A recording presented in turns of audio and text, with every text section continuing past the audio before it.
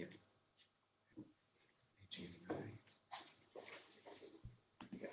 Yeah. You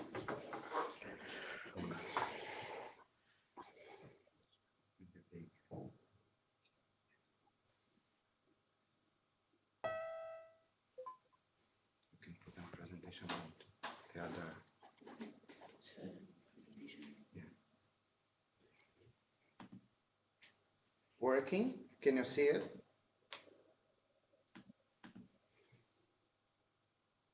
Nobody replied. It's poop. Yes, we can. Okay. Working? Yep. Okay. It's okay. So good afternoon, everybody. I already presented myself before, but I'm Gabriel, postdoc at the University of Liege, and I'm going to present some of the results that we have on the open chromatin landscape for Bovreg. What we have done so far, what are the interesting results that we have, wrapping up some of the things that Krista presented before, that José presented before, and showing how to apply and what's the application that we are doing on Bovreg.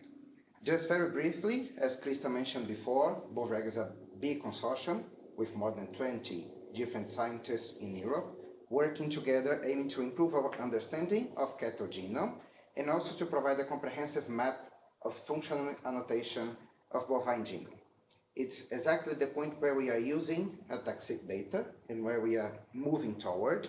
And we think that this knowledge is crucial, linking genotype to phenotype and for biology-driven genome prediction, as Emily also mentioned during her presentation. And I invite you all to follow us on social media and stay updated on all the progress and all the results that we have on Bovreg. But before to move to the interesting results that we have achieved so far, it's important to have in mind the structure of the data that we have on Bovreg. What's the data that we use to generate the map of functionally active elements? What's the data that we use to do ataxic? We have 6 different animals in Bovreg, 2 from Belgium, 2 from Canada, and 2 from Germany. Different breeds, as Krista mentioned before. We have beef cattle and we also have dairy cattle and crossbreed. And we have different ages. The 2 animals from Belgium are neonate ones, 2 weeks old. The 2 from Canada are juvenile, more or less 7 months old. And the 2 from Germany are adult animals more than 1 year old. They are sexually mature. And we collected about 24 different tissue types from each one of these animals. And this is comprehending all the number of tissues that we did ataxic in Bovreg. Not only ataxic, we did different assays to build a de novo transcriptome map using mRNA, total RNA, small RNA, cage assay, all done on exactly the same sample in a total of 129 different tissues, 24 tissues by 6 animals. We also did ataxic, ChIP-seq, and RRBS, WGMS to see the pattern of methylation and to have the landscape of regulatory regions. But today, I'm going to focus on ataxic for our training, on how we use it, we apply this data to generate the open chromatin landscape in the diverse catalog of tissues from Bovreg. As I said before, we did this for 129 samples, 6 animals by 24 different tissue types. We used the solution from active motif, the active motif kit that Anne-Sophie presented before, and Sebastian Dupont, which is here today. It was the one doing all the libraries, all the experiment to generate the ataxic libraries, and we sequenced them on Illumina platform, on standard sequencing way. And as Anne-Sophie presented before, ataxic, it's about open chromatin regions, about the regions that are accessible for transposase. In this figure, we can see here that we have in light blue the transposase, the TN5 transposase, and this is the region that they should target. And when we have this open region targeted by the transposase, we have the generation of fragments after we do the library that will have the size around 150 base pairs. And this is important to keep in mind. what we expect to see when we do ataxic libraries. But we can also have fragments that are around 150 base pairs and 300, which are the fragments that could comprehend the mononucleosome fragments. It's normal to have on ataxic data the nucleosome free fraction, which is less than 150 base pairs, and also a fraction of mononucleosomes, which is between 100 base pairs and 300. And what we see from Bovrag data, doing our 129 samples, we could see here in this graph I'm showing the fraction of all reads mapped and the fragment length. We could see an enrichment on the size below 150 base pairs, which is the nucleosome free fraction, and we can also see a second peak, a second mountain around the mononucleosome fraction. It's exactly what we expect to see. The strongest one is the mononucleosome free fraction to be able to identify and annotate the open chromatin regions. So now knowing that we have a good fragment length distribution after we build the library with active motif solution, we proceed using the ataxic pipeline that Jose was mentioning before, and we are going to have the training on the analysis of this pipeline, and we use this to perform peak calling in all the tissue samples, all the 129 samples, using the FGR of 0.05. And by doing this, calling the peaks, which are the annotation of the regions that are open, we could identify 720,000, more or less, consensus peaks across the 129 different tissues samples used on Bovrag. But what we do with this bunch of information? We asked ourselves in the beginning to guide our investigation, what about the open chromatin regions across the different development states? That's why I explained it for all of you before, the structure of the Bovrag data, that we have neonate animals, juvenile animals, and adult animals. We have a unique opportunity to investigate the open chromatin regions across the different development states. And here I'm highlighting liver. I will use liver as an example to show more or less what we have done, what we are moving toward for. By doing peak calling, we identified around 50,000 peaks on average on the 6 samples of Bovrag. Here in this graph, I'm showing the number of peaks by the different samples. Here is 2 adult samples, 2 juvenile, 2 neonate. For this analysis, for this exploratory analysis, we are considering male and female as replicates. So we have 2 adult, 2 juvenile, 2 neonate animals. And the number of peaks is pretty consistent between the 6 samples. So Yes? R1 and R2, is it for male or female? It's replicates 1, replicates 2, but in fact it's male and female. Okay. We are just considered as 2 different replicates for this initial analysis. Another measure of how about the quality of our library is the fraction of reads in the colored peaks, the fraction of reads from your experiment that maps within the colored peaks. This is called FRIP score, and the recommendation from the code is that this score should be higher than 0.3. You expect that most of the reads that you generate when you do the library will map within peaks because you're taking the representation of the open chromatin regions.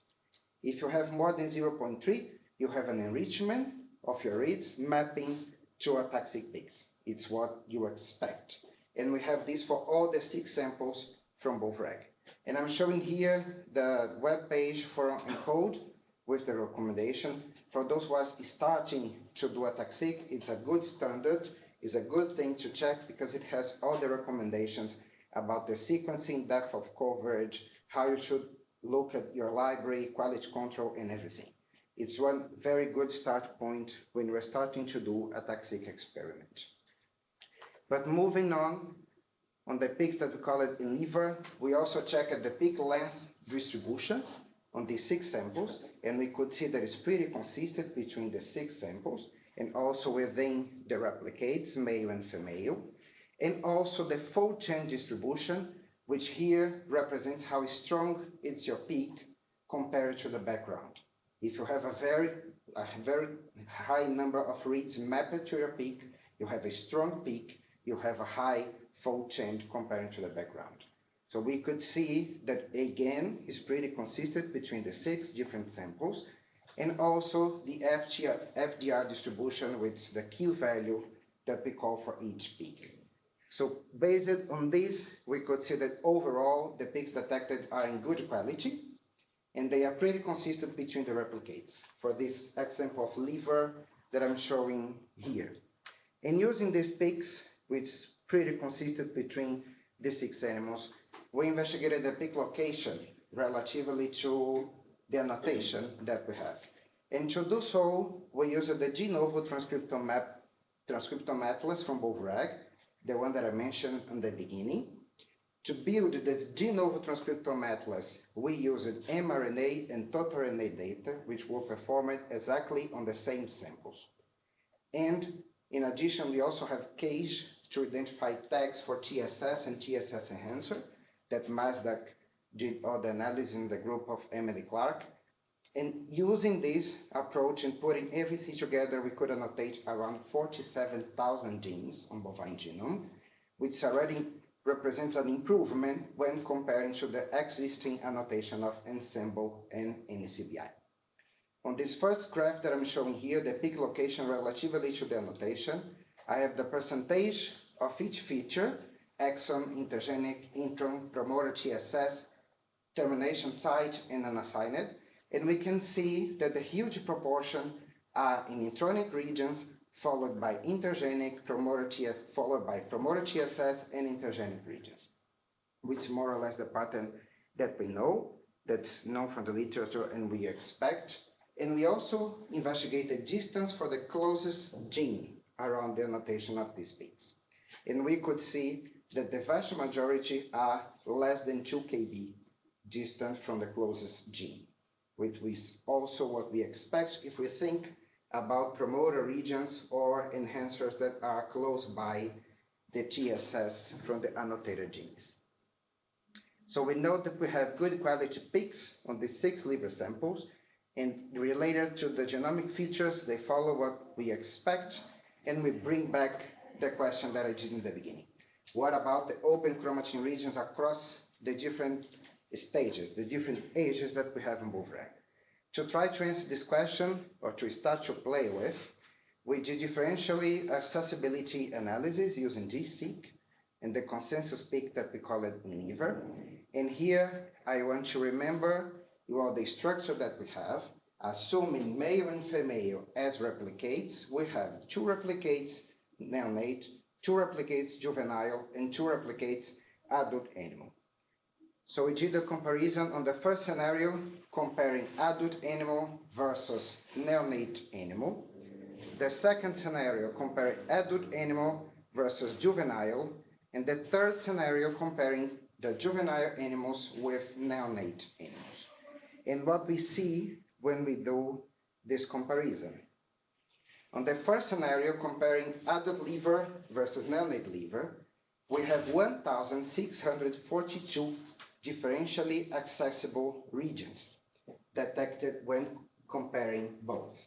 423 out of those are downregulated on the adult animal, and 1,219 are upregulated on the neonate, on the adult animal. So we have lots of regions upregulated on the adult animal when we compare adult or sexually mature with neonate animals.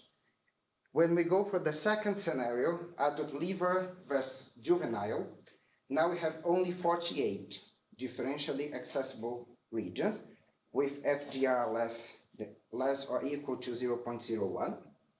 And now 16 are downregulated on the adult animals and 32 are upregulated on adult liver.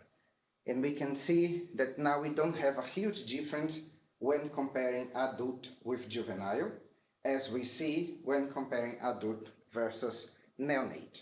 And on the third scenario, comparing juvenile and neonate liver, as expected based on the first 2 results, we have again an increase in the number of regions which are differentially accessible regions, 581, and out of those 120 are downregulated and 461 are upregulated on the juvenile animal, on the juvenile liver.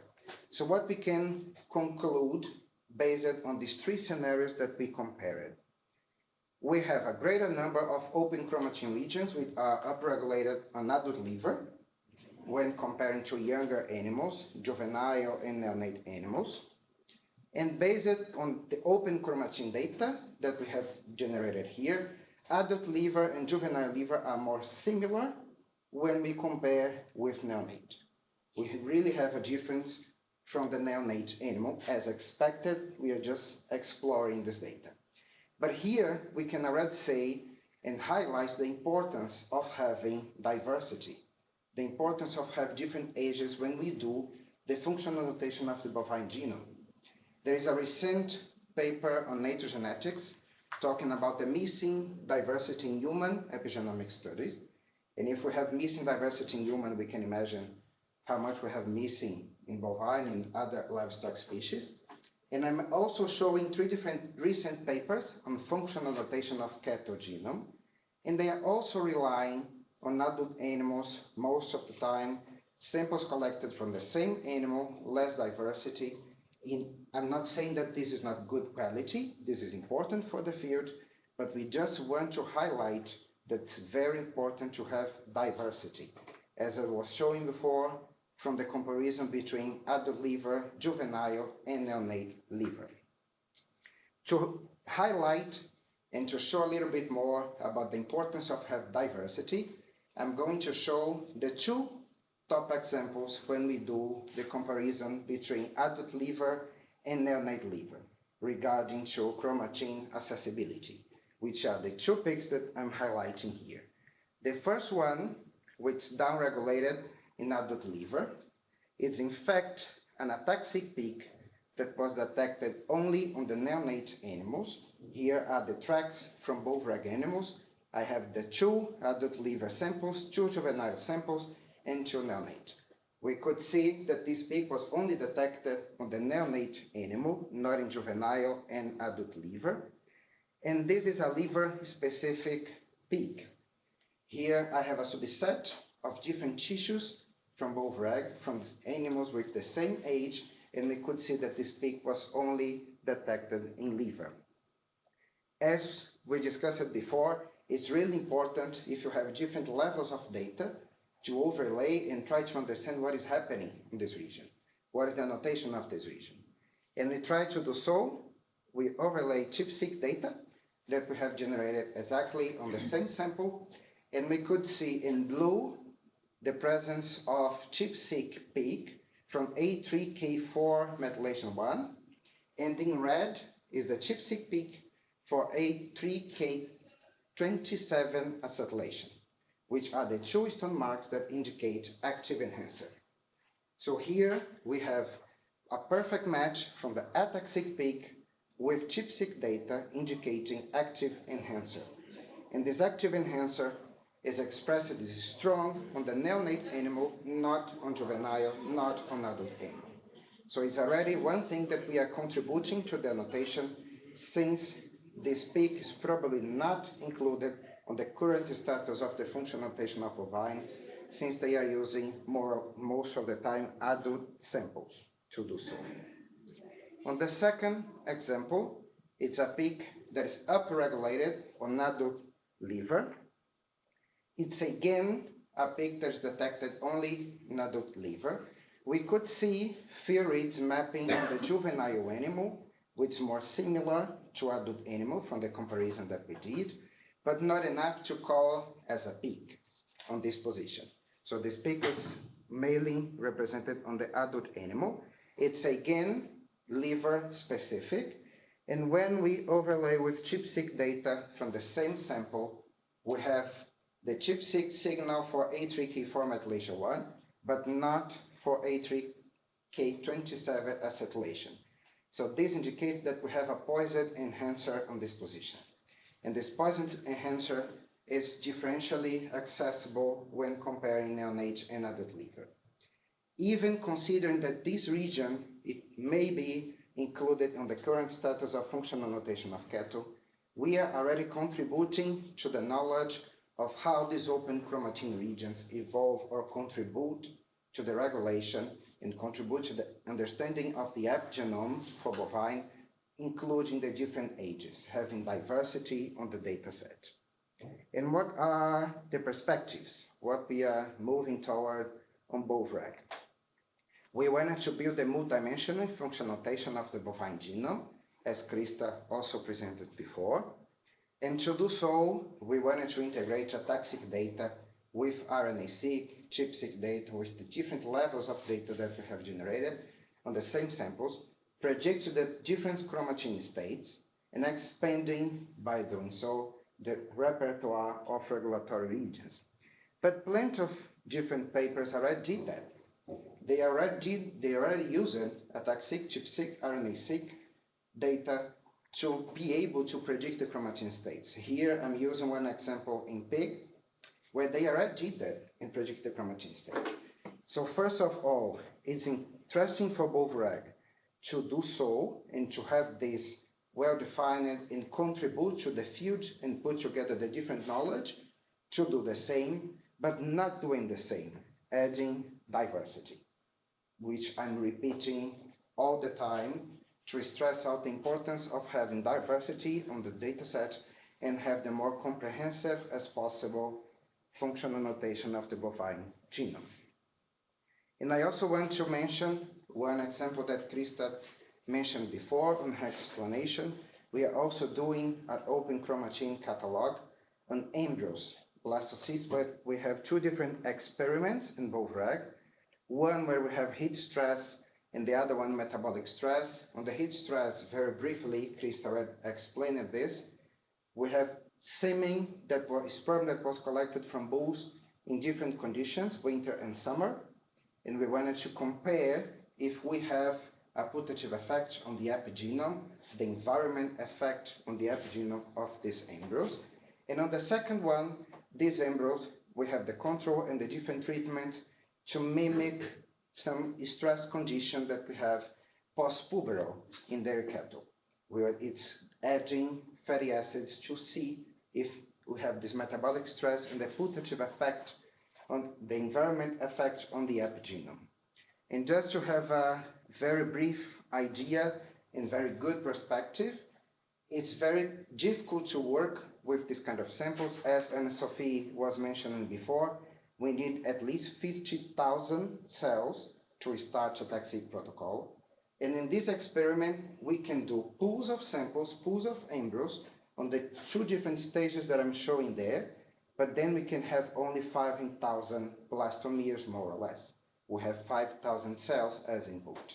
We play a little bit with this protocol on the laboratory using active motif solution, and from the picture that I'm showing here, you can see that we have fragments enriched for nucleosome-free fraction and also mononucleosomes. We could detect 50,000 peaks on these embryo samples from each peak, each sample that we analyzed, with a good FIP score, which means that we don't have a very strong background on this sample, and we are now working on this analysis to try to understand the environment effect on the epigenome. So we were able to do ataxic on these samples too. With this, I would like to thank your attention, and I'm open for any questions you may have. Thank you, Gabriel. Are there any questions from the chat box? Yeah, there's probably, yeah, I think so.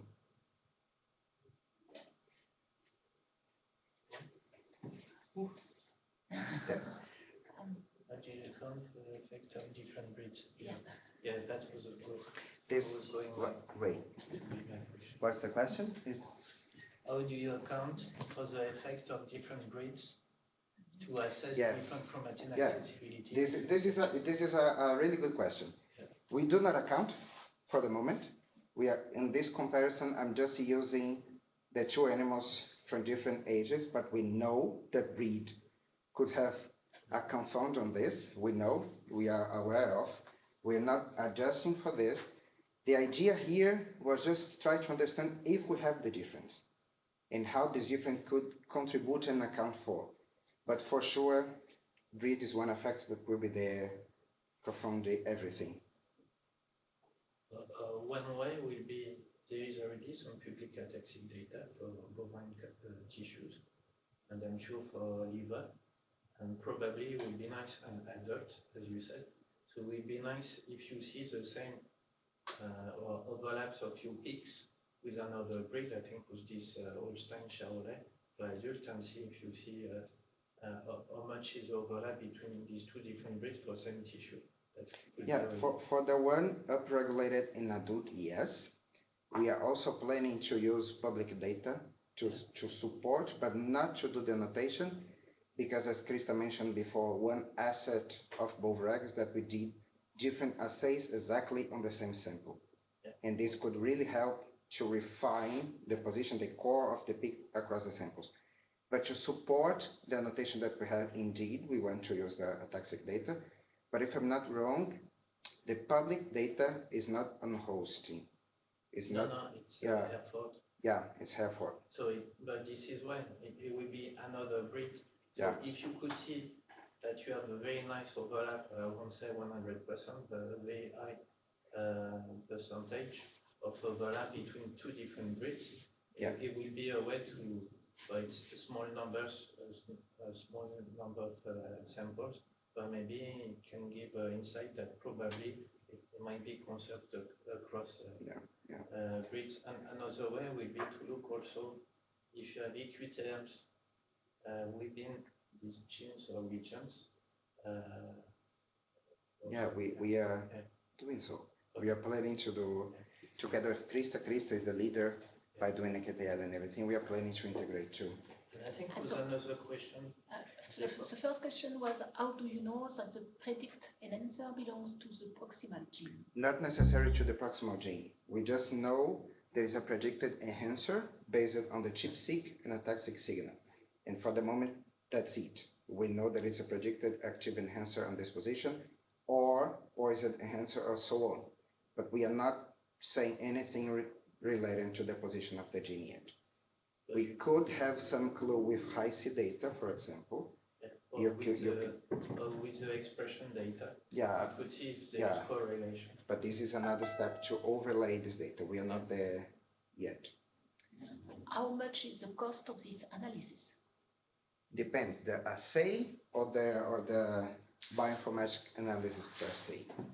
The assay will much depend on the kit and the protocol that you decide to use. The price for the sequencing reduced quite a lot, and you don't need very high depth of coverage. But here in Bovrag, for example, we have 740 libraries for ChIP-seq, for example. So it really depends on your experiment and how you manage to put everything together. Okay, and it was a comment from Krista. We have the Holsteins and the Holstein crosses, which will at least enable some of the Account for the breed. Yes, yes, she's right. Yes, exactly. Any questions? My question was on the different breeds. Yeah, we are already, or, yeah. Yeah, nice talk. Nice work. Yeah. Thank you very much. Yeah, Thank you.